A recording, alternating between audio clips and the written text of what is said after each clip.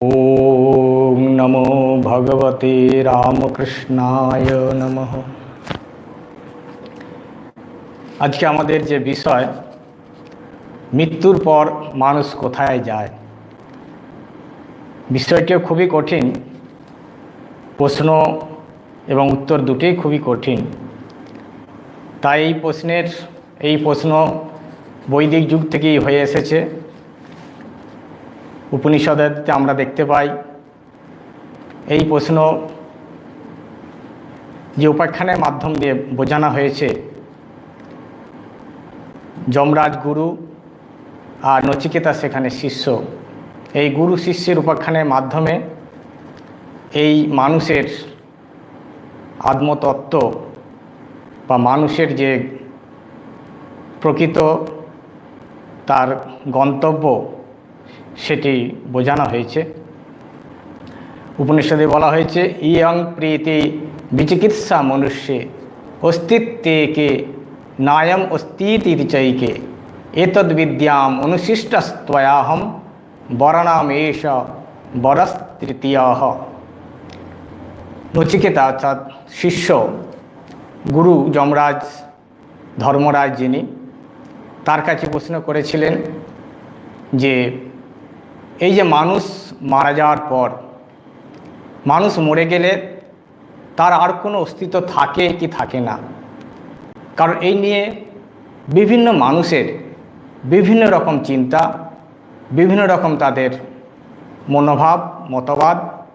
কেউ বলে এই যে স্থূল শরীর সাথে সাথে সব শেষ হয়ে যায়, আবার কেউ বলে এই স্থূল শরীরের পর সূক্ষ্ম শরীর এটি অনন্তকাল ধরে থাকে, যতক্ষণ না তার নিজের স্বরূপে ফিরে যায়।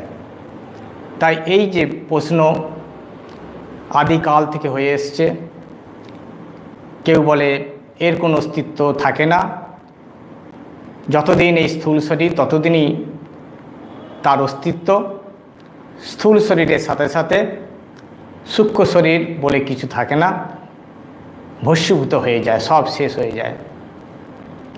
তার উত্তরে আমরা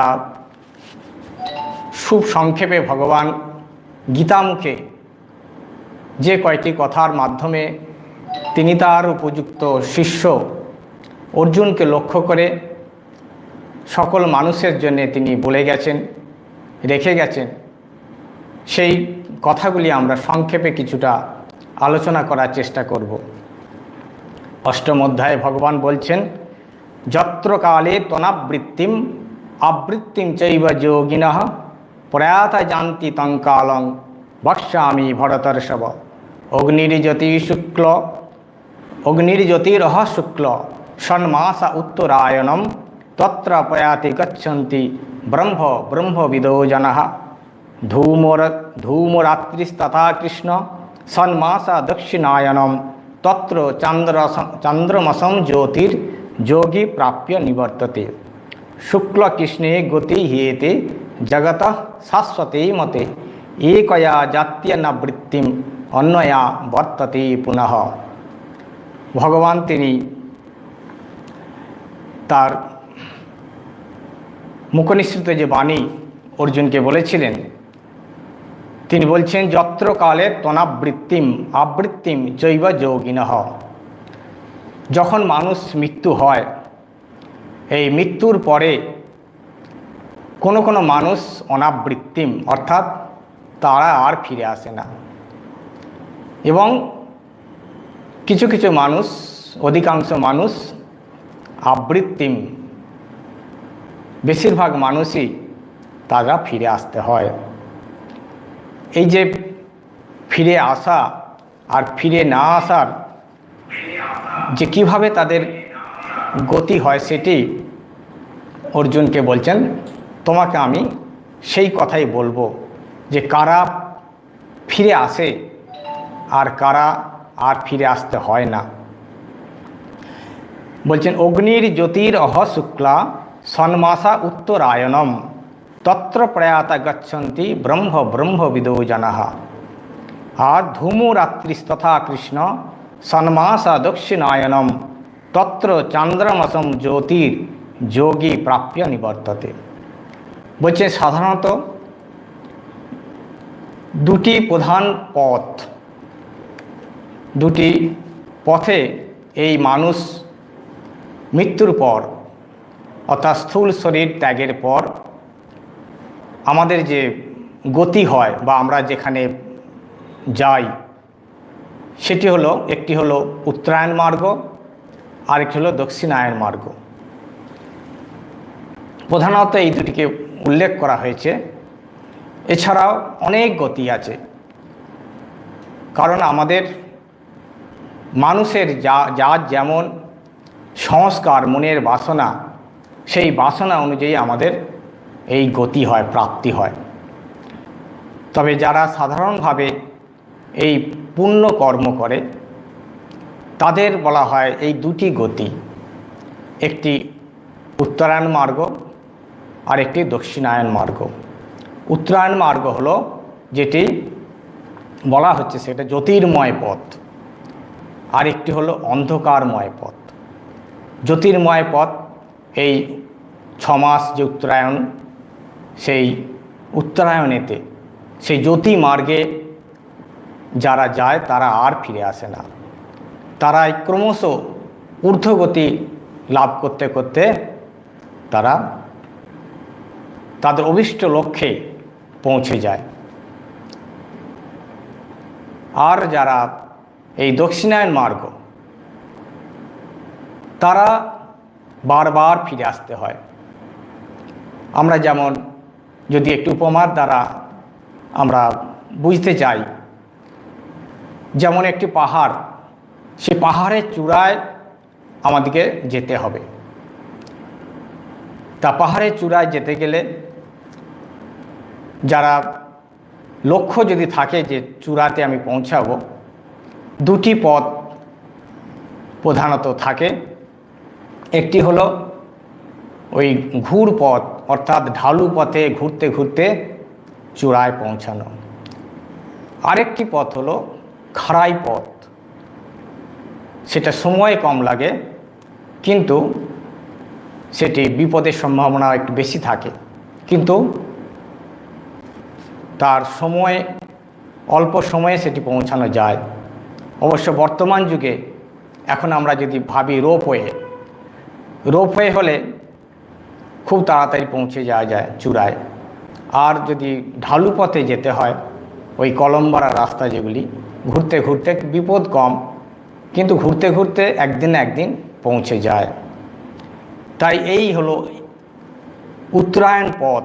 যাদের লক্ষ্য যদি থাকে যে আমি চূড়ায় পৌঁছাবো, যদি লক্ষ্য ঠিক থাকে যে ভগবানের কাছে আমি যাব, ভগবানই একমাত্র আমার আশ্রয়, তারা কিন্তু ওই সময়ে ব্যবধান হলেও ঘুরতে ঘুরতে ঘুরতে ঠিক তারা লক্ষ্যের স্থানে পৌঁছাবে। আর যারা রোপে যাবে তারা একটু তাড়াতাড়ি পৌঁছাবে। আর এছাড়া যারা পাহাড়েও অনেক মানুষ থাকে যাদের কোনো লক্ষ্য থাকে না, যাদের কোনো লক্ষ্য স্থির নেই, লক্ষ্য তাদের যে চূড়ায় যাব সেই রকম তাদের লক্ষ্য নেই। তারা ওই বিভিন্ন কাজকর্মে, বিভিন্ন প্রয়োজনে তারা এই পাহাড়ে ঘুরতে থাকে, বিভিন্ন কাজকর্মের জন্য, বিভিন্ন মনোবাঞ্ছা পূর্ণের জন্যে, জীবিকা নির্বাহের জন্য বা বিভিন্ন তাদের প্রয়োজন সিদ্ধির জন্য তারা এই পাহাড়ের যে আরও রাস্তা আছে সেই রাস্তায় তারা বারবার ঘুরতে থাকে। তো এই হলো দক্ষিণায়ন মার্গ, যেটা হলো উদ্দেশ্য যদি ঠিক না থাকে, লক্ষ্য যদি ঠিক না থাকে, তারাই বারবার এই পাহাড়ের জঙ্গলের যে ঘুরপথ ঘুরতে ঘুরতে জন্ম মৃত্যু এইভাবেই ঘুরতে থাকে। এটি হলো দক্ষিণায়ন মার্গ। অর্থাৎ যে সমস্ত মানুষ বিভিন্ন বাসনা কামনা নিয়ে এই শরীর থেকে বহির্গমন হয়, এই শরীর থেকে তারা ফিরতে হয়, শরীর ত্যাগ হয়, তাদের এই যে সমস্ত গতি হয় সেগুলি হলো হয় পিতৃলোক কিংবা ইন্দ্রলোক বা গন্ধর্বলোক নরকলোক, স্বর্গলোক, এইগুলি হলো এই পুনরাবর্তন। এগুলি কিছুদিন সেখানে ভোগ করে যার যেমন কর্মের ফল, প্রত্যেক মানুষের নিজ নিজ কর্ম অনুযায়ী, মনের বাসনা অনুযায়ী আমাদের এই লোকে গমনাগমন করতে হয়। যদি খুব পুণ্য কর্ম করে, তার স্বর্গভোগের যদি বাসনা নিয়ে সে কর্ম করে, সেই কর্মের দ্বারা সে স্বর্গে যাবে। কিন্তু সেই স্বর্গ ফল যতক্ষণ তার থাকবে ততক্ষণ সে স্বর্গে থাকতে পারবে। তারপর সিনে পুণ্যে মর্তলোকম বিশন্তি, যখনই তার এই শেষ হয়ে গেল কর্মফল, তাকে আবার এই পৃথিবীতে ফিরে আসতে হবে। তাই এইরকম দক্ষিণায়ন মার্গ যেটি, অর্থাৎ যারা এই জাগতিক বাসনা নিয়ে এই লোক থেকে তাদের ফিরতে হয়, যেতে হয়, তাদেরকে বারবার আসতে হয়। আর মৃত্যুর থেকে জন্মটা আরও কঠিন, কারণ বলছেন জন্ম যে কোথায় হবে, কিভাবে হবে আমরা কেউ জানি না। বলছে যেমন আমাদের মৃত্যু যখন হয়, এই সূক্ষ্ম শরীর যেটি, সেই সূক্ষ্ম শরীর এই বায়ুর সাথে, মেঘের সাথে তারা ওই তারা ওই যেটি পিতৃযান মার্গ, পিতৃযানের বা যেগুলি হলো এই গন্ধর্বলোক, এই সমস্ত যানে তারা যেতে থাকে। প্রত্যেক লোকেরই সব রিসেপশনিস্ট আছে, যারা এই আমাদের সূক্ষ্ম শরীরটাকে তারা পথ দেখিয়ে নিয়ে যায়। তাই ভাবতে হবে, আমরা যদি ভাবি যে এই স্থূল জগৎটাই, এইটাই একটা জগৎ, কিন্তু এটাই সব জগৎ নয়। এটি যেমন একটা স্থূল জগৎ, আবার সূক্ষ্ম জগৎও রয়েছে। সূক্ষ্ম জগতে সূক্ষ্মভাবে সব কিছু চলছে, সেখানেও এই রকম সব কিছু একটা জগৎ সেখানে সৃষ্টি হয়ে আছে। সেখানে এত লোক আছে, এত সূক্ষ্মভাবে সূক্ষ্ম শরীর রয়েছে, তারাও নিজের নিজের কাজে ব্যস্ত রয়েছে। তাই এই যমরাজ বিভিন্ন তাদের যে যারা রিসেপশনিস্ট বলা হয়, মানে যারা এইসব কাজে নিয়োগ হয়ে আছে, যারা এই সূক্ষ্ম শরীরগুলোকে তার নিজ নিজ গন্তব্যকে নিয়ে যাওয়ার জন্য তাদেরকে প্রেরণ করে। তাই যারা সরলোকে যেতে চায় তাদের জন্যে সেই রকম রিসেপশনিস্ট আসবে, অভ্যর্থনাকারী, তারা এসে তাদেরকে নিয়ে যাবে, এসো এসো তোমাদের জন্য আমি এসেছি। যারা পিতৃলোকে আছে, পিতৃলোকের যে সমস্ত যা অভ্যর্থনাকারী তারা আসবে, তারা এসে তাদের নিয়ে যাবে যে তোমরা চলো, তোমাদের জন্যে আমি এসেছি। এরকম সমস্ত লোকের জন্য সমস্ত আলাদা আলাদা সব ভাগ আছে। আমরা যেমন যদি এইভাবে ভাবি, কুম্ভ মেলার সময়, কুম্ভ মেলা, এলাহাবাদ কুম্ভ বিশেষ খুব বড় বিস্তীর্ণ এলাকায় সেই মেলা বসে, প্রচুর সেখানে ক্যাম্প হয়, অনেক ক্যাম্প, এবং বিভিন্ন সম্প্রদায়ের বিভিন্ন ক্যাম্প, স্বেচ্ছাসেবক ক্যাম্প, তারপরে এই সমস্ত রামকৃষ্ণ মিশন সেবা, তার আমাদের ভারত সেবাশ্রম, প্রচুর আগ্রা প্রচুর আছে। সেই জন্যে দেখবেন সমস্ত প্ল্যাটফর্মে এয়ারপোর্টে সেখানে রিসেপশনিস্টরা ওয়েট করে। যখনই নামলো তাদের সেই পতাকা ধরা আছে যে কোথায় আপনাদের টিকিট করা আছে, সেই জায়গায় আপনারা চলুন। তারা সেই প্লাকার্ড দেখে রামকৃষ্ণ মিশন হলে রামকৃষ্ণ মিশনে যাবে, যদি ভারত সেবাশ্রম হয় ভারত সেবাশ্রমে যাবে। সেই যে যার রিসেপশনিস্টরা তাদের নিয়ে যাবে তাদের ক্যাম্পে।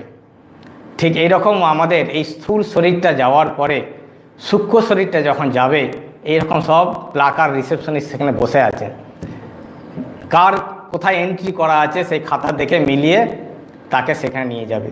তো আমাদের দৃঢ় বিশ্বাস, আমাদের রামকৃষ্ণ লোক, শ্রীরামকৃষ্ণ লোক, সেখানে আমাদের সব ঠিক করা আছে। তার শ্রীরামকৃষ্ণের ভক্তরা আমাদের এসে নিয়ে যাবেন সেখানে। তারা যারা আগে চলে গেছেন তারা গিয়ে এই রিসেপশনিস্টে কাজ করবেন। এসে তারা অন্তত কিছু দূর এসে তারা সেই প্ল্যাকার্ড নিয়ে দাঁড়িয়ে থাকবে, এসো কে রামকৃষ্ণ ভক্ত আছে। সেই জন্য আমাদের ভয় নেই, আমরা শ্রীরামকৃষ্ণ লোকে যাব এ বিষয়ে নিশ্চিত। যদি আমরা শ্রীরামকৃষ্ণকে ভাবি তিনি আমাদের আশ্রয়, তার কাছে আমি যেতে চাই, তিনিই আমাদের একমাত্র সম্বল, এইটি যদি আমরা ভাবতে পারি নিশ্চয়ই আমরা সেখানে শ্রীরামকৃষ্ণ লোকেই যাব, এই বিষয়ে কোনো নিঃসন্দেহ। তবে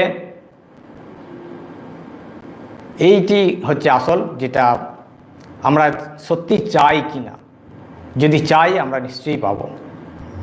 তাই বলছেন যে অগ্নির জ্যোতির শুক্লা সন্মাসা উত্তরায়ণম তত্র প্রয়াতি গচ্ছন্তি ব্রহ্ম ব্রহ্মবিদো জনাহা। যারা ব্রহ্মবিদ অর্থাৎ যারা ভক্ত, ভগবানের যারা ভক্ত তারা ভগবানের কাছে যাবে। আর যারা ভগবানের ভক্ত নয়, যারা যে দেবতার ভক্ত, যে যেখানে যার যে বাসনা আছে তারা সেই লোকে যাবে। আজ রামকৃষ্ণের লোক আছে, নিশ্চয়ই আছে, নিশ্চয়ই আছে। যদি গোলক থাকে রামকৃষ্ণ লোক কেন থাকবে না? স্থূল জগৎ যেমন আছে সূক্ষ্ম জগৎও রয়েছে, সব রয়েছে। তাই এই যারা ভক্ত তারা ভগবানের কাছে যাবে। আর যারা খুব দুষ্কর্ম করবে তাদের কিন্তু নরক ভোগ হবে। আর যারা খুব ভালো কর্ম করবে কিন্তু ভগবানকে চায় না, তারা এইসব সিদ্ধাই চায়, তারা ওই স্বর্গে যাবে বা কিছু সুখ ভোগ করবে, করে আবার তাদের পুনরায় এই পৃথিবীতে আসতে হবে। আর পৃথিবীতে আসাটা খুব কঠিন, কারণ এই স্থূল শরীর যাওয়ার পর থেকেই সূক্ষ্ম শরীরটা খুব কষ্টদায়ক। সূক্ষ্ম শরীরটা কিন্তু মোটেই সুখকর নয়।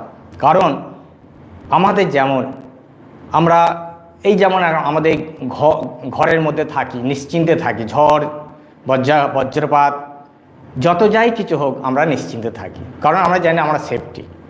কিন্তু যদি ঘর ভেঙে যায়, ঘরে যদি জল পড়ে, ঘর যদি উড়ে চলে যায়, তখন কি আমি অসহায় হয়ে পড়ি, কত কষ্ট হয়। একজন জিজ্ঞেস করছে মহারাজ যারা শাক্ত তারা কোথায় যায়? যারা যে যার ইষ্টের কাছে যাবে, যার যার ইষ্ট, যে যাকে চায় সে তার কাছে যাবে। তাই এই যে সূক্ষ্ম শরীরটা যে কষ্ট, সে সবসময় চায় আবার একটা স্থূল শরীর কখন পায়, সেই জন্য সে দিনরাত এই বাসা বাঁধতে চায়। আমরা যেমন ঘর ভেঙে গেলে আমরা কতক্ষণ একটা ঘর তৈরি করে নিজেকে সেফটি ভাবি থাকতে চাই, সেটা আমাদের সকলেরই ইচ্ছা। যেমন পাখির বাসা ভেঙে গেলে সে অসহায় হয়ে পড়ে, সে তখন আর বাসায় থাকতে পারে না, কী কষ্ট হয় বলুন তো, তখন তাকে বাসা তৈরি করতে হয়। সেই জন্যে এই যে সূক্ষ্ম শরীরটা যতক্ষণ না আবার স্থূল একটা শরীর হয়, যদি সে তার ঊর্ধ্বগতি না হতে থাকে, যদি সে তার একটা আশ্রয়ে যতক্ষণ না পাচ্ছে, যদি তার আশ্রয়ে চলে যেতে পারে, সেটাই একটা তার আশ্রয়, সেখানেই তার সূক্ষ্ম শরীরে যে আশ্রয় সেখানে সে থাকতে পারল। কিন্তু যাদেরকে আবার জন্মগ্রহণ করতে হবে তাদের জন্য খুব কষ্টকর। আর জন্মগ্রহণ করাটা বলছে উপনিষদ বলছে খুব কঠিন, কারণ বলছে এই সূক্ষ্ম শরীর যখন আমাদের এই বিভিন্ন লোকে যার যেমন কর্মফল অনুযায়ী, যমরাজ বসে আছেন সেখানে চিত্রগুপ্তের খাতা খুলে, সঙ্গে সঙ্গে তিনি দেখে নিচ্ছেন কম্পিউটারে যে কার কি ফল, কতটা সুখ কতটা দুঃখ, এইসব ফল তাকে ভোগ করিয়ে তার সেই ভোগ শেষ হলে তাকে আবার পাঠিয়ে দেয়, যাও মরতে যাও। তখন সে আবার ওই যেমনভাবে আমরা গেছি এই বায়ুর সাথে মেঘের সাথে, আবার সেই বায়ু মেঘের সাথে আমাদেরকে পৃথিবীতে নামতে হয়। তা বলছেন যে আমরা যে বায়ুর সাথে মেঘের সাথে যখন এই সূক্ষ্ম শরীরটা পতিত হয়, তবে সূক্ষ্ম শরীর পতিত হলেই আমরা কিন্তু জন্ম ধারণ করতে পারি না। তার জন্য প্রয়োজন হয় অনেক কিছু। প্রথম এই সূক্ষ্ম শরীরটা ওই মেঘের সাথে জলের আকারে এসে পৃথিবীতে পড়বে, শস্যের মধ্যে আশ্রয় নেবে, ব্রীহি জবাদি শস্যের মধ্যে তাকে আশ্রয় নিতে হবে। তারপরে সেই শস্য যদি কোনো মানুষ গ্রহণ করে। কারণ আমরা মানুষ গ্রহণ করলেই তবে মানুষ হব। সে মানুষ খাবে, যখন মানুষ সেই শস্যকে খাবে, সেই খাবার থেকে তার তখন তার শুক্র তৈরি হবে, সেই শুক্র থেকে তার জন্ম হবে। এটা খুবই কঠিন, কারণ এই শস্য মানুষে খাবে কি গরুতে খাবে, ছাগলে খাবে, আমরা কেউ জানি না। যদি মানুষে না খায় তাহলে আমার মানুষ জন্ম হলো না, আবার আমাকে সেখান থেকে বেরিয়ে আসতে হবে। এইটি একটা ভগবানের সৃষ্টি, যে তুমি যদি মানুষ হয়ে হও, তোমার যদি সেই কর্মফল নিয়েই যদি আমি আসি পৃথিবীতে, যে তুমি আবার মানুষ হবে। তবে বলবো, একজন বলছে যে মৃত্যুর সময় আমি কি ঠাকুরের ভাবটি মনে রাখতে পারবো? হ্যাঁ, ঠাকুরের ভাব, এইটা ওই জন্য আমি বললাম দুটো পথ। যদি কেউ ঠাকুরকে মনে নাও রাখতে পারে, তাহলেও যদি সে ঠাকুরকে সারা জীবন ভজনা করতে থাকে, তাহলে সেও রামকৃষ্ণ লোকে যাবে। কিভাবে না, ওই ঘুর পথে যাবে, ওই ঢালু পথ যেটা বললাম, ঘুরতে ঘুরতে তার লক্ষ্য যেহেতু ভগবানের ভক্ত, তিনি তাকে ফেলবেন না। আর যারা যদি মৃত্যুর সময় ভগবানকে মনে করে, সে ডাইরেক্ট চলে যাবে ভগবানের কাছে, আর ঘুর পথে যেতে হবে না, সোজা লিফটে উঠে যাবে। আমরা যেমন বলি লিফটে যাওয়া, সিঁড়িতে যাওয়া, লিফটে যাওয়া, সোজা লিফটে চলে যাবে ভগবানের কাছে। সেই জন্যে ওই অভ্যাস যদি করতে পারি খুব, তাহলে আর কোনো মিডিয়ার প্রয়োজন হবে না, ওই কোনো রিসেপশনিস্টও দরকার হবে না, ডাইরেক্ট ভগবান সঙ্গে ডাইরেক্ট শর্টকাট করলে ভগবান তুলে নেবেন। একজন বলছেন যে মা এক জায়গায় বলেছেন এই জন্ম শেষ জন্ম, ঠাকুরের কাছে আত্মসমর্পণ করতে পারলে ঠাকুর নিয়ে যান, আর জন্ম মৃত্যুর চক্রের মধ্যে পড়ে না। এটা একটু ব্যাখ্যা করুন। ঠাকুর শেষকালে এসে তিনি ঠাকুরের যদি ভক্ত হয়, ওই তো বললাম ঠাকুরের ভক্ত হলে ঠাকুর সমস্ত বাসনা তিনি নাশ করে দেন, তিনি কপাল মোচন, সমস্ত বাসনা তিনি নাশ করে দিয়ে তার সন্তানদের ধুয়ে মুছে মা বলছেন কোলে তুলে নেব। যদি আমার সন্তান হয়, সন্তান হতে হবে। আমি মা বলছি অথচ আমি দুষ্ট সন্তান, সে হলে হবে না, সত্যিকারের মায়ের সন্তান। আরেকজন বলছে সারা জীবন পাপ কর্ম করলো, কিন্তু মৃত্যুর সময় ঠাকুরের নাম করলো। হ্যাঁ, যদি করতে পারে মুক্তি হবে, করতে পারলে মুক্তি হবে। পারাটা খুব কঠিন। ঠাকুর বলেই দিয়েছেন যে অন্য সময় রাম নাম করে, হরে কৃষ্ণ বলে, বেড়ালে ধরলে তখন ট্যাঁটা করে। তা সেই জন্যে সারা জীবন আমি ওই পাপ কর্ম ভগবানের নাম করলাম না, আর মৃত্যুর সময় ভগবানের নাম করতে পারো, এটা খুব কঠিন ব্যাপার। সেই তখন কি মনে পড়বে, ভূতেশানন্দজি মহারাজ বলতেন যে মৃত্যুশয্যায় শুয়ে আছেন বাবা, ছেলেরা সব মাতার কাছে বসে আছে, তখন বাবাকে বলছে যে বাবা একটু হরে কৃষ্ণ হরে রাম করো, হরে কৃষ্ণ হরে রাম করো। তখন বাবা বলছে যে ওরে, আমি তো অত বড় নাম উচ্চারণ করতে পারছি না, এই এতগুলো কথা বলতে পারছে, কিন্তু হরে কৃষ্ণটা মুখ দিয়ে বেরোচ্ছে না, কারণ সারা জীবন অভ্যাস করেনি। তখন ওই তেজপাতা 5 ফোড়ন বলেই লাফিয়ে উঠবে, ওরে তেলটা একটু কমা না, তোর এটা আগুন যে বেশি জ্বলছে, তেলটা বেশি পুড়ে যাবে, আমি তো চলে যাচ্ছি, তোদের কি হবে। এই মৃত্যুর সময়ও সে ভাবছে যে আমাদের ছেলেদের কি হবে। তা এইটাই হলো যে সারা জীবন যেটা করব সেটাই আমার মৃত্যুর সময় হবে। তা সেই জন্যে যারা খুব দুষ্কর্ম করে তাদেরকে এই বারবার জন্মগ্রহণ করতে হয়। আর এই বললাম জন্মগ্রহণ করাটা খুব কঠিন। তারপরে ধরুন এই যে ধান জবের মধ্যে আশ্রয় নিয়ে সে মানুষ খাবে, এতটা কন্ডিশান।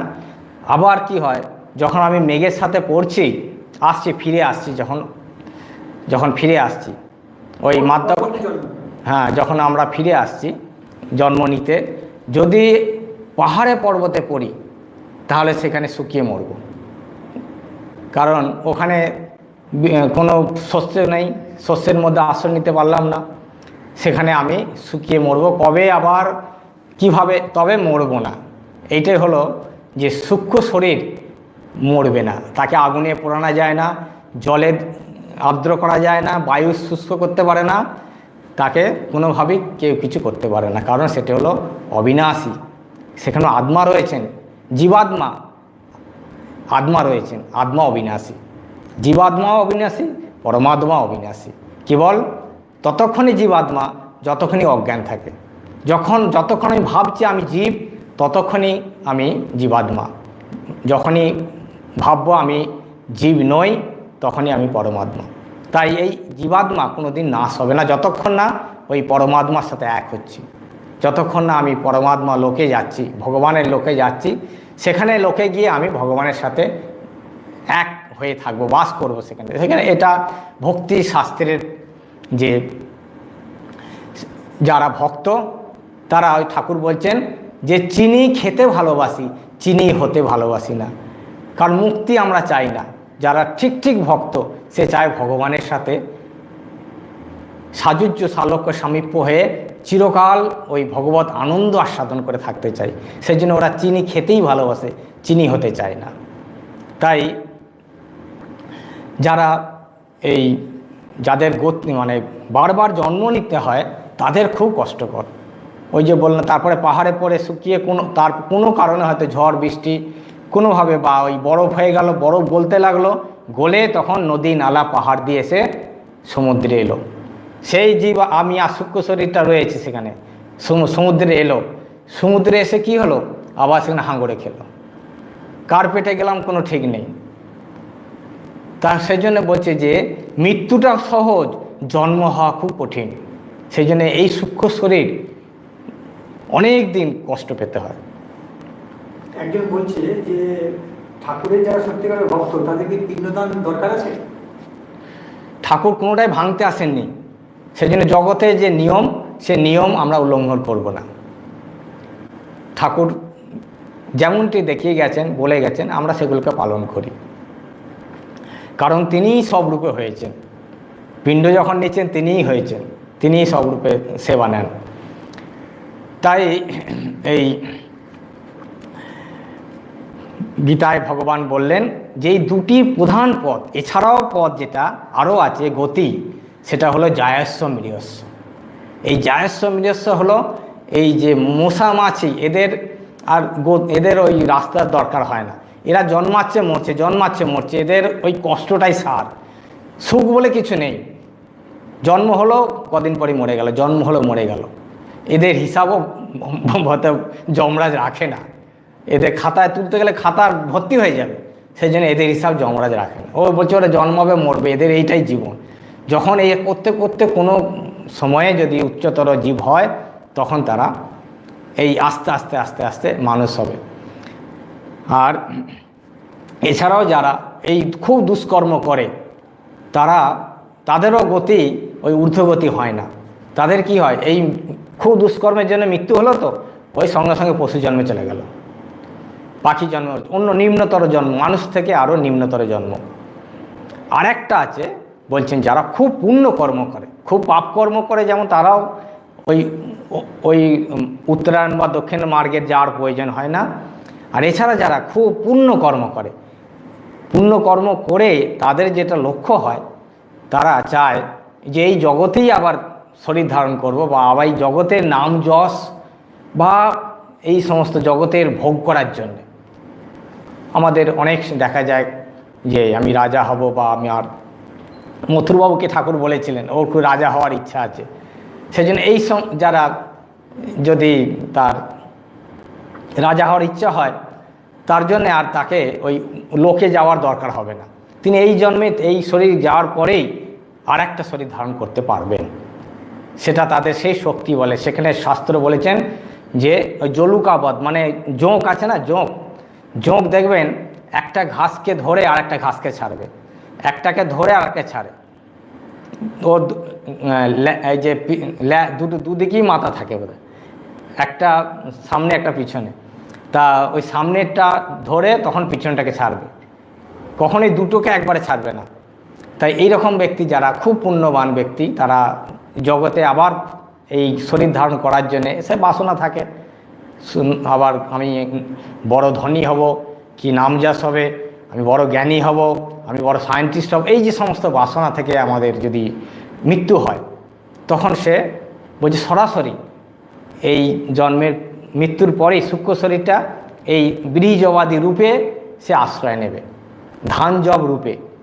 একটা প্রশ্ন আছে, একজন বলেছে কিভাবে বুঝবো কোনটি ঈশ্বরের ইচ্ছা আর কোনটি আমাদের প্রারব্ধের ফল? এখনকার সংকট কি আমাদের প্রারব্ধ না ঈশ্বরের ইচ্ছা? দুটোই আছে, দুটোই আছে। ঈশ্বর তো তিনি তো ইচ্ছা করে কিছু করেন না, ঈশ্বর কখনো কারো অনিষ্ট করেন না, তাহলে ঈশ্বর হবেন কেন? তাহলে তাকে দয়াময় বলবো কেন? তিনি শুধু কর্মফল দান করেন, আমার কর্মটা তিনি দান করেন এইটুকু। তিনি যেহেতু আমার কর্মের ফল আমি কিছু জানি না, আমি কর্ম আগের জন্মে কি কি কর্ম করে এসেছি আমি জানি না, জন্ম জন্ম ধরে কি কর্ম করেছি জানি না, সেই ফলগুলো তিনি শুধু আমাকে দিয়ে দেন। ব্যাংকের ম্যানেজার, আমার বাবা আমার সম্পত্তি সব রেখে গেছে, সেই সম্পত্তি ব্যাংকে রয়েছে, সেই ব্যাংক সেগুলো আমাদের বন্টন করছেন, এইমাত্র ব্যাংকের তার কাজ। আমারই জিনিস আমাকে দিচ্ছেন, ভগবান কারো জিনিস কাউকে দিচ্ছে না, সেজন্য প্রত্যেকের জিনিস প্রত্যেকে দান করেন। যেমন একজন বলছে মহারাজ কর্মফল কিভাবে কমাবো? ঈশ্বরের নাম, ঈশ্বরের নাম করলেন, মা বলছেন যে ভগবানের নাম করলে তিনি কপালমোচন, তিনি প্রারব্ধ কর্ম কমিয়ে দেয়, যেখানে ফাল যেত সেখানে ছুঁচ যাবে, সব বলে দিয়েছেন ঠাকুরমা। তাই এই যারা খুব পুণ্যকর্ম করে তারা এই সঙ্গে সঙ্গে একটা শরীর গেলে আর একটা শরীর ধারণ করতে পারেন, ওই ব্রীজবাদীর কে আশ্রয় করে। তা এটা তো যারা খুব পুণ্যবান। এছাড়া যারা এই পুণ্য কর্ম করে অথচ তারা এই সমস্ত লোকে যাওয়ার বাসনা বা তাদের এই ভোগ বাসনা থাকে, তাদেরকে ফিরে ফিরে আসতে হয়। তাই ভগবান বলছেন যে ধূমরাত্রি তথা কৃষ্ণ সন্মাস দক্ষিণায়নম তত্র চান্দ্রমসম জ্যোতির যোগী প্রাপ্ত নিবর্ততে। এরা যারা এই সমস্ত বাসনা নিয়ে মৃত্যু হয়, বাসনা থাকতে থাকতে, মানে বাসনা যাদের বিভিন্ন রকম বাসনা আছে, তাদের ফলের বাসনা, ভোগের বাসনা, তারা এই মৃত্যুর পরে ওই লোকে গমন করে। একজন আত্মহত্যার কথা বলেছে, হ্যাঁ, বলছে আত্মহত্যা করলে তাহলে তাদের কি হয়? আত্মহত্যা করলে ঠাকুর বলেছেন পাপ হয়, পাপের ফল সেটা যমরাজ সেই ফল তিনি দান করবেন। পাপের ফল সে তো আমরা পৌরাণিক কাহিনী দেখেছি, যার যেমন পাপ সেই পাপ অনুযায়ী ফল ভুগতে হচ্ছে। সে কোথায় তেলের কড়াই ছাড়ছে, কোথায় সর্প দিয়ে তাকে দংশন করছে, কোথায় করাত দিয়ে কাটছে, এগুলো কিন্তু সব মানে পৌরাণিক গল্প হলেও এর মধ্যে সত্যতা আছে। মানে আমার কর্মফলটা আমাকে ভুগতে হবে। পাপ কর্ম, লঙ্কা খাবো ঝাল লাগবে না, সেটি তো হবে নি, সেটা হবেই। ঠাকুর বলছেন ওরে লঙ্কা খাসনি, ঝাল লাগবে না, লাগবে নি, সে খেয়ে যাবে, তা লঙ্কা খেলে ঝাল লাগবেই। তাই বলছেন যে ভগবান এরপরে বলছেন ব্রহ্ম ভুবনাল লোকা পুনরাবর্তিন অর্জুন মামুপেত্তৎ কন্তেয় পুনর্জন্ম ন বিদ্যতে অন্তকালে চ মামেব স্মরণ মুক্ত্বা কলেবরম ইয়া প্রয়াতি স মদ্ভাবম জাতি নাস্তত্র সংশয়ঃ জং জং বাপি স্মরণ ভাবম তজত্যন্তে কলেবরম তম তমেবৈতি কন্তেয় সদা তদ্ভাব ভাবিতঃ তস্মাৎ সর্বেষু কালেষু মাম স্মর যুদ্ধ চ ময়র্পিতর মনোর্বুদ্ধি মামেব স্বস্য সংশয়ম। সেজন্য ভগবান বলে দিলেন জিষ্ট সার কথা যে আব্রহ্ম ভুবনাৎ লোকা পুনরাবর্তিন অর্জুন। হে অর্জুন, এই ব্রহ্মলোক থেকে, অর্থাৎ এই যে হিরণ্যগর্ভ লোক আর এই পৃথিবী লোক, এই লোকে যাতায়াত মানে পর্যন্ত মুক্তি নেই। তুমি যদি যতই সাধ্য সাধনা করে হিরণ্যগর্ভ লোকে যাও, স্বর্গলোকে যাও, দেবলোকে যাও, ইন্দ্রলোকে যাও, আবার ফিরে আসতে হবে। তা ফিরে আসতে হবে না কোথায়? মামুপেত্য কন্তেয় পুনর্জন্ম ন বিদ্যতে। যদি আমাকে প্রাপ্ত হও, মাম উপেত্য, হে কন্তেয়, আমাকে যদি পেতে পাও তাহলে আর পুনর্জন্ম হবে না। তাহলে কি করতে হবে? বলছি অন্তকালে চ মামেব স্মরণ মুক্ত্বা কলেবরম যা প্রয়াতি স মদ্ভাবম জাতি নাস্ত্যত্র সংশয়। যে মৃত্যু সময়ে, ঠাকুর বলেছেন মৃত্যু সময়ে যে যেটা ভাববে সেটা হবে। তাই সারা জীবন যদি আমি ভগবানকে ভাবি, নিশ্চয়ই মৃত্যুকালে মনে পড়বে। আর তাও যদি না মনে পড়ে, ভগবান এটাও বলেছেন ওই যে যেটা বললাম উত্তরায়ণ মার্গ দিয়ে, ওই যেহেতু আমার লক্ষ্য ভগবান, উত্তরায়ণ মার্গ দিয়ে আমরা লক্ষ্যে যাব। তাই ভগবানের আমাদের শ্রীরামকৃষ্ণ ভক্ত যারা, ঠাকুরের যারা ভক্ত, তারা ঠাকুরের কাছে যাবেই। যদি ঠাকুরকে লক্ষ্য ধরে নিয়ে আমরা থাকতে পারি যে তিনি আমাদের লক্ষ্য, ঠাকুর মা স্বামীজি তিনি আমাদের যদি আদর্শ হয়, তিনি লক্ষ্য হন, তিনি আমাদের ঠিক রাস্তা দিয়ে ধরে গন্তব্যে নিয়ে যাবেন। একদিন প্রশ্ন করেছে মহারাজ, যদি বাসনা থাকে সামনের জন্মে শুধু ঠাকুরের কাজ করবো, সেটা কি সম্ভব? যদি ওই বাসনা নিয়ে মৃত্যু হয়, বাসনা নিয়ে মৃত্যু হলে ঠাকুরের কথায় যে যেটা ভাববে, চিন্তা করবে, সেই ফল সে পাবে। সে রাজা ভরত হরিণের কথা ভাবতে ভাবতে তাকে হরিণ হয়ে জন্মাতে হয়েছে। তাই যদি আমার উদ্দেশ্য ঠাকুর থাকে, ঠাকুর শম্ভু মল্লিককে বলছে যে শম্ভু, তোমার সামনে যদি ভগবান এসে বলে যে তুমি আমাকে চাও না ডিসপেন্সারি হাসপাতাল চাও, তুমি কি চাইবে? ডিসপেন্সারি হাসপাতাল চাইবে? মানুষের উদ্দেশ্য তো ডিসপেন্সারি হাসপাতাল নয়, উদ্দেশ্য তো ভগবান। ভগবানকে পেলে আর কি প্রয়োজন? আর ভগবানের জগৎ তোমার জগৎ না, তুমি উপকার করবে কি? তুমি দুটো ডিসপেন্সারি, দুটো হাসপাতাল করে বলো জগৎ উদ্ধার করে দেবো? ভগবানের জগৎ, ভগবান তিনি যাকে দিয়ে যা করাবে, সে যদি প্রয়োজন হয় তোমাকে দুটো ডিসপেন্সারি হাসপাতাল করানো, তিনি করাবেন, তিনি মাধ্যম দিয়ে, তুমি নিমিত্ত মাত্র। তাই এই যদি আমার উদ্দেশ্য ভগবান হয়, আবার ভগবানের কাজের কি, ভগবান আমার জন্যে, তিনি স্বামীজি বলছেন যে ভগবান ঠাকুর যদি ইচ্ছা করেন এক মুঠো ধুলো দিয়ে লক্ষ লক্ষ বিবেকানন্দ তৈরি করতে পারেন। আর কি একটা বিবেকানন্দ, তাঁর ইচ্ছা হলে হাজার হাজার বিবেকানন্দ তৈরি করবেন। তা তিনি যদি ইচ্ছা করেন, আমাকে এসে ঠাকুরের কাজ করার প্রয়োজন হবে না, তিনি ইচ্ছা করলে আবার নিয়ে আসতে পারেন। তাঁর যদি ইচ্ছা হয় তিনি নিয়ে আসবেন, এসে আমাকে দিয়ে কাজ করাবেন। আবার যদি তার ইচ্ছা না হয়, তাহলে প্রচুর কত লোক আছে, তার যন্ত্রের অভাব, তিনি যে কোনো যন্ত্র দিয়ে যে কোনো কাজ করে নিতে পারেন। আমরা তো যন্ত্রী, যে যন্ত্র দিয়ে করতে চাইবেন তিনি করতে পারবেন। তাই বলছেন অন্তকালে চ মামেব স্মরণ মুক্তা কলেবরম য প্রয়াতি স মদ্ভাব জাতি নাস্ত্যত্র সংশয় ন অস্তি অত্র সংশয়। এখানে কোনো সংশয় নেই, একবারে ভগবান প্রতিজ্ঞা করে বলছেন যদি মৃত্যুর সময় আমাকে চিন্তা করতে পারো, তাহলে আর কোনো সংশয়ে থাকবে না, কোনো সংশয় নেই, তুমি আমাকে পাবেই, আমার কাছে পৌঁছাবেই।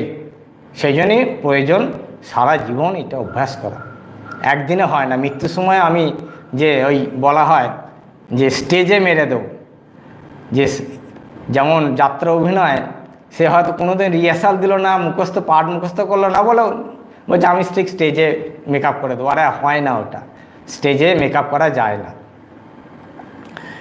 তাই ভগবান এখানে বললেন যে ঠাকুরও বলেছেন যে হাতির স্বভাব হলো ধুলো কাদা মাখা, এটা হাতির স্বভাব। বলছে যদি মালিক তাকে ওই স্নান করিয়ে সঙ্গে সঙ্গে ডাইরেক্ট একদম হাতিশালায় প্রবেশ করিয়ে দেয়, তাহলে আর ধুলো কাদা মাখার সময় পায় না। তেমনি ওই মৃত্যুর সময় যদি একবার কেউ ভগবানকে স্মরণ করতে পারে, যেভাবেই হোক, তাহলে সে ভগবানের কাছে পৌঁছে যাবে, ভগবান তাকে নিয়ে যাবে। বলছে যে ওই যে অজামিল, সে তার পুত্রকে ডেকেছিল নারায়ণ বলে, তাতেই তার নারায়ণ লাভ হয়েছিল, বৈকুণ্ঠ লাভ হলো। কেন না নারায়ণ বলে ডেকেছে। ব্রহ্মলোকে কি যাওয়া যেতে পারে? ব্রহ্মলোকে যেতে পারে, হ্যাঁ, মানুষ যেতে পারে ব্রহ্মলোকে, অনেক তপস্যা করলে, অনেক পুণ্যের ফলে ব্রহ্মলোকে যায়। ব্রহ্মলোকে গেলেও আর ফিরে আসতে না। ব্রহ্মলোক মানে ব্রহ্মার লোক, যে লোক থেকে ব্রহ্মার সাথে মুক্তি হয়ে যায়। এই যখন প্রলয় শেষ হবে, ব্রহ্মা যখন এই শেষ হবে, সৃষ্টি স্থিতি প্রলয় করছেন, তো তিনি সব আলাদা আলাদা আলাদা, ব্রহ্মলোক আলাদা, রামকৃষ্ণ লোক আলাদা। রামকৃষ্ণ তিনি, আমরা যদি তাকে রামকৃষ্ণভাবে ব্যক্তিভাবে তিনি আমাদের ইষ্ট, তিনিই সব, আবার অন্য দিক থেকে তিনিই সব, কিন্তু আবার নামরূপে আলাদা। কারণ আমরা রামকৃষ্ণ লোকে যেতে চাই, সেজন্য ভক্তের মনোবাঞ্ছার জন্যে তিনি সব কিছু করতে পারেন। যখন হনুমান দাপর যুগে কৃষ্ণর কাছে দেখা করতে যাচ্ছেন, তখন কৃষ্ণ সঙ্গে সঙ্গে রুক্মিণীকে বলছেন, এখন আমার মহাভক্ত আসছে, সেজন্য তুমি সীতারূপ ধরো, আমি রামরূপ ধরি। কারণ ওই রামরূপ ছাড়া ওর পছন্দ হবে না, ও ভালো লাগবে না, ও এই রূপই আমাকে দেখতে চায়। সেজন্য ভগবান ভক্তের জন্যে সব রূপ ধারণ করতে পারেন। সেজন্য আমাদের জন্য তিনি রামকৃষ্ণ লোকে, তিনি আমাদের ওরে তোরা আয়, কে কোথায় আছিস আয় বলে সেই ছাদে উঠি হাঁক দিচ্ছেন, আর মা তার খাবার নিয়ে বসে আছেন কখন ছেলেরা আসবে। আর স্বামীজি বলছেন নির্ভয়, সাহস অবলম্বন কর, ভয় পাবি না, রামকৃষ্ণের চেলা তোরা, রামকৃষ্ণের ভক্ত, নির্ভয়ে তোরা সাহস করে আগিয়ে আয়, আমি আছি, ভয় কি তোদের।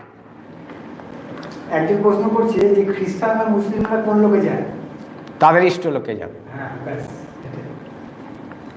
তাই বলছেন জং জং বাপি স্মরণ ভাই, তো বলে দিচ্ছেন ভগবান, জং জং বাপি স্মরণ ভাবম তজত্যন্তে কলেবরম তম তমে বৈতিকন্তে সদা তদ ভাব ভাবিত। জং জং বাপি, যে যেভাবে ভাববে তার ইষ্টকে, যে যেখানে তার যে এখানে যেতে চাইবে সে সেইটাই প্রাপ্তি হবে। সেই জন্যে সেই সদা তদ্ভাবে ভাবিত হও। তোমার যে ইষ্ট, তুমি যদি ভালো যে আমি রামকৃষ্ণকেই আমি কৃষ্ণ রূপে পেতে চাই, কৃষ্ণ আমার আরাধ্য দেবতা। রামকৃষ্ণ কি বিষ্ণুর অবতার? বিষ্ণুর অবতার, নিশ্চয়ই বিষ্ণুর অবতার। বিষ্ণু, তিনি বিষ্ণু, স্বামীজি মহেশ্বর।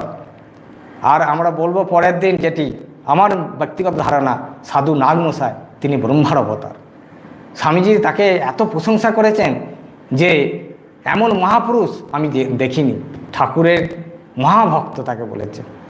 তিনি সাক্ষাৎ দেখছেন স্বামীজিকে মহেশ্বর, আর স্বামীজি দেখছেন তাকে আর একটা মহাপুরুষ। একজন বলছেন ঈশ্বর যদি এক হয় তবে এত লোক কেন, এত আলাদা আলাদা লোক কেন, ব্রহ্মলোক অমুক লোক কেন? প্রত্যেক মানুষের অভিষ্টের জন্য, প্রত্যেক মানুষের ইচ্ছার জন্য, তিনি সবার জন্যে।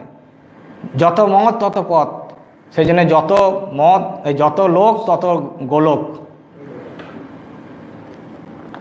তসমাৎ সর্বেষু কালেষু মাম অনুস্মর যুদ্ধ চ, ভগবান শেষ কথা বলে দিলেন যে সেই জন্যে সমস্ত সর্বেষু কালেষু মানে সদা সর্বদা, সব সময়, ওই সকালে একবার সন্ধ্যাবেলা একবার তা নয়, 24 ঘন্টা তৈল ধারাবৎ আমাকে স্মরণ করো আর যুদ্ধ করো। যুদ্ধ করো মানে তোমার কর্তব্য পালন করো, তোমার নিজ নিজ কর্তব্য পালন করো। তুমি ডাক্তার, তোমার নিজের কর্তব্য পালন করো। তুমি মাস্টার, তোমার নিজের কর্তব্য পালন করো। তুমি একজন প্রফেসর, তুমি তোমার নিজের কর্তব্য পালন করো। তুমি একজন স্বামী, তোমার কর্তব্য পালন করো। তুমি একজন স্ত্রী, তোমার নিজের কর্তব্য পালন করো। এবং সঙ্গে সঙ্গে মাম অনুস্মর, আমাকে চিন্তা করো, আমাকে ধরে করো। মাম অনুস্মর মানে ঈশ্বরকে ধরো, ঈশ্বরকে ধরে যা কিছু করতে হয় করে যাও, তাহলে আর কোনো ভয় নেই। আর তোমাকে আমি শেষকালে হাত ধরে নিয়ে আসবো। এইটাই যদি তুমি করতে পারো, যে তুমি আমাকে একটা মন সবসময় ভগবানকে দিয়ে রাখো, দিয়ে রেখে তুমি যা ইচ্ছা করো, যত খুশি পাপ করো, কোনো পাপ তোমাকে স্পর্শ করতে পারবে না। ঠাকুর গিরিশকে বলছে খা, খা না খা, আমার সামনেই খা। কেন খেতে বলছেন? যে ভগবান তার সামনে আছে, সে তার পাপ স্পর্শ করতে পারবে না। ওই খেতে খেতে তার খাওয়া শেষ হয়ে যাবে।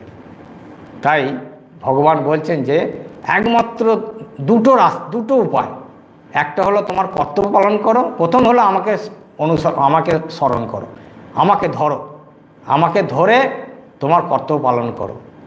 এবং আমাকে ধরে তুমি যা কিছু করতে পারো, অকর্তব্য বা অপরাধটা বেশি দিন করতে পারবে না।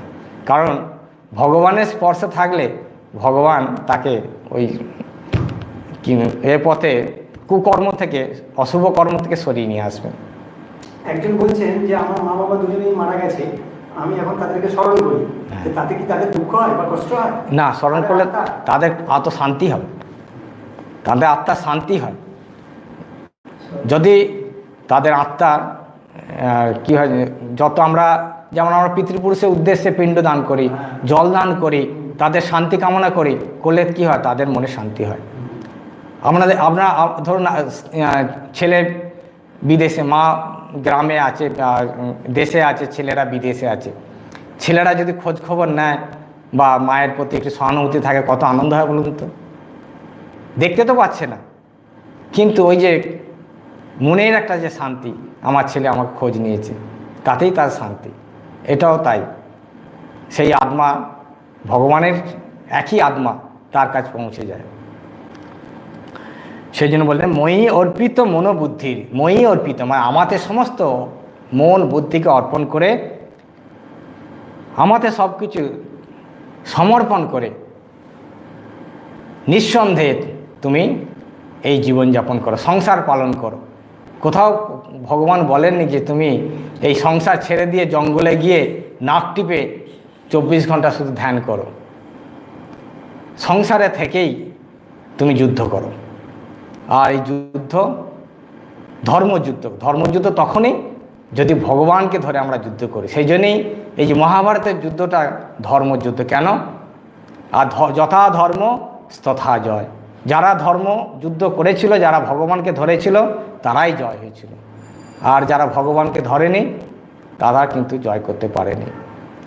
এই যে এত লোক আছে, এত লোক কি আমাদের দেহের মধ্যে সব আছে লোক? একটু জিজ্ঞেস করছি।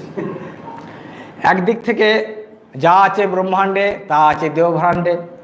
এখানেও আছে, ইহলোকও আছে, পরলোকও আছে। যা এখানে আছে সেখানে পরেও আছে, পরে যেটা আছে এখানেও আছে। আমরা এখন একটি গান শুনতে শুনতে আজকের অনুষ্ঠানে আমরা সমাপ্তি করব।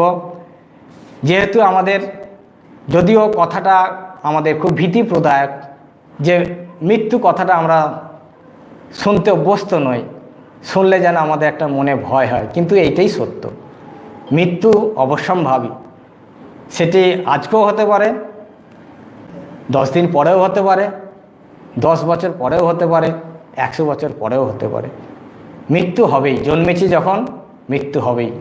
জন্মিলে মরিতে হবে, অমর কে কোথা রবে। তাই আমাদের শেষ গতি যেটা হলো, এই স্থূল শরীর আমাদের নাশ হবেই, কিন্তু আমরা মরব না।